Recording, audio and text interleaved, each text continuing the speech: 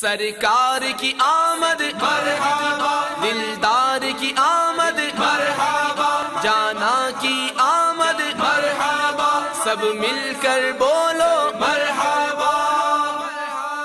فرمان مصطفیٰ صلی اللہ تعالی علیہ وآلہ وسلم، بے شک اللہ عز و جل نے مخلوق کو پیدا فرما کر مجھے ان کے بہتر زمانوں میں سب سے بہتر زمانے میں پیدا فرمایا، پھر قبیلوں کو پسند کیا تو مجھے سب سے بہتر قبیلے میں کیا،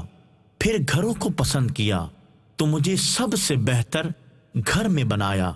اس لیے میں ان کے بہترین افراد اور بہترین گھروں میں سے ہوں۔ سرکار کی آمد مرحبا، دلدار کی آمد مرحبا، جانا کی آمد مرحبا، سب مل کر بولو مرحبا۔